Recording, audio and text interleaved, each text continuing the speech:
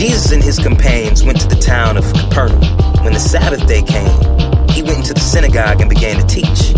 The people were amazed at his teaching, for he taught with real authority, quite unlike the teachers of religious law. Suddenly, a man in the synagogue who was possessed by an evil spirit began shouting, "Why are you interfering with us, Jesus of Nazareth? Have you come to destroy us? I know who you are, the Holy One of God!" Jesus cut him short. "Be quiet. Come out of the man," he ordered. At that, the evil spirit screamed, threw the man into a convulsion, and then came out of him. Amazement gripped the audience, and they began to discuss what had happened. "What sort of new teaching is this?" they asked excitedly. "It has such authority. Even evil spirits obey his orders." The news about Jesus spread quickly throughout the entire region of Galilee. Jesus heals many people. After Jesus left the synagogue with James and John, they went to Simon and Andrew's home. Now Simon's mother-in-law was sick in bed with a high fever. They told Jesus about her right away.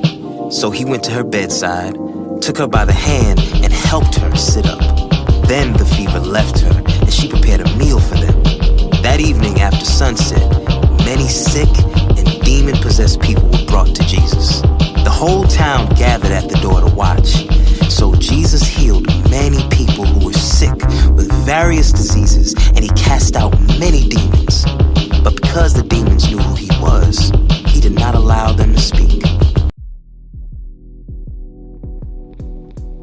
Fusion fam, we're looking back at Mark today for our look into the Bible. Hope you're doing well. Let's dive in. So, have you ever felt like something else is driving your life?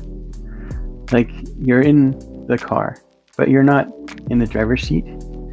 Anxiety grabs the wheel, anger floors the gas, addiction keeps hitting replay, fear locks the doors. You tell yourself, "I got this," but deep down it feels like something's got you. There's that scene in Star Wars Episode 4, A New Hope, where Obi-Wan Kenobi is stopped by the stormtroopers. They're searching for the droids, and they have control. They're armed, they set the rules. And Obi-Wan calm, he says, "These aren't the droids you're looking for." And just like that, the control shifts. The stormtroopers back off, and they're like, "Oh yeah, all good." Even though the droids are sitting right there. Why? Well, authority. So, have you ever felt like something else is driving your life? Like you're in the car, but you're not in the driver's seat, or maybe more in your terms, aura? Now imagine something even greater. In Mark 1, Jesus walks into a synagogue. While he's teaching, a man possessed by an unclean spirit starts screaming. The room goes tense, chaos erupts. And Jesus doesn't argue, he doesn't shout, he doesn't perform a ritual. He commands the spirit to leave. Or maybe more in your terms, aura? Now imagine something, you could imagine maybe a scene from Solo Leveling. He's just standing there, and he's just like Jinwoo, and just telling him to leave, and just like, you could see like the aura, like if you were lucky, it's like aura emanating from him. What is happening?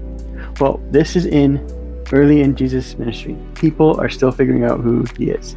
He teaches different, not like the religious leaders. There's weight behind his words. And then the interruption happens. The demon recognizes him immediately. "I know who you are, the Holy One of God." Before the crowd understands, darkness does. Jesus commands it to be quiet and come out, and it obeys.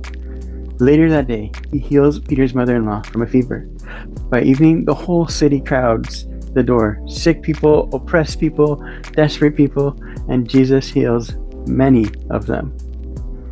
Now, this wasn't inspiration, this was authority in action. Aura in action? These 3 points to talk about authority and what Jesus had. First, Jesus had the authority over what controls you. The demon was loud, Jesus was calm. Guess who won? Some of you feel controlled by anxiety, some by addiction, some by anger, some by habits you don't even like anymore. Hard.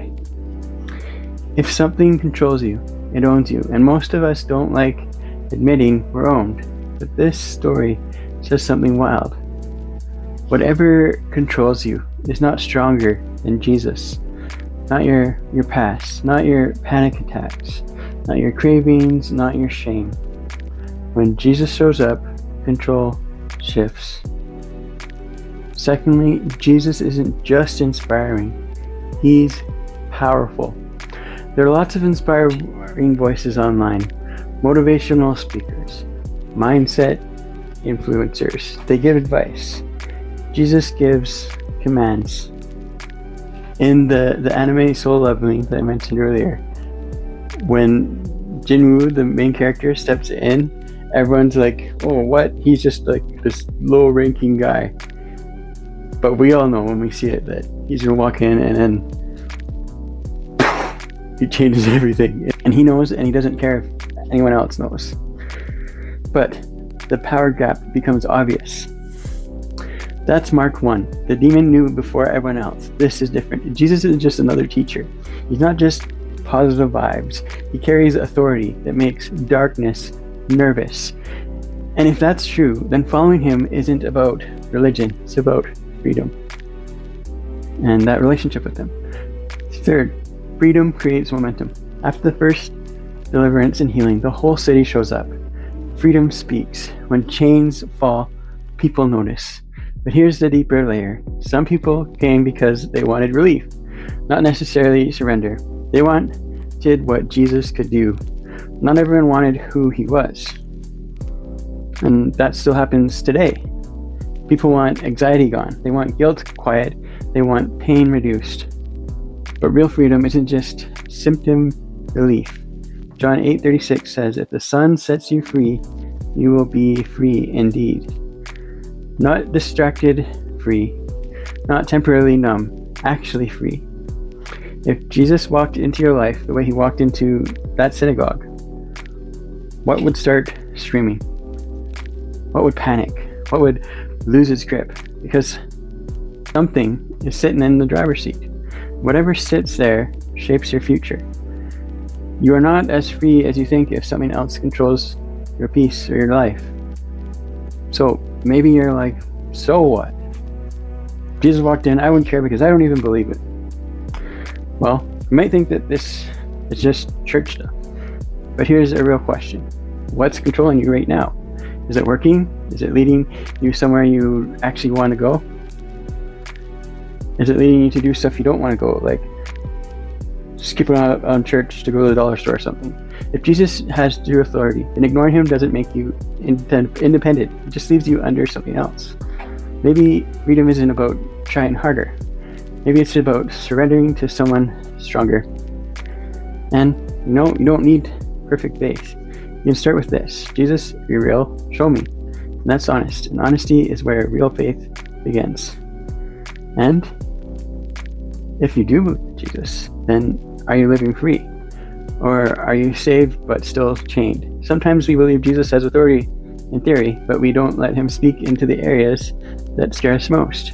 Freedom requires trust, daily, not just one time. In Mark 1, where we're looking at, Jesus walks into a room and chaos leaves. No special effects, no hype, just authority. Stormtroopers listen to Obi-Wan because of the Force. Darkness, listen to Jesus because he is Lord. And here's the question that matters most. Will you let him step into your life with the same authority? Because when the Son sets you free, you're free indeed. See you later, Fusion fam.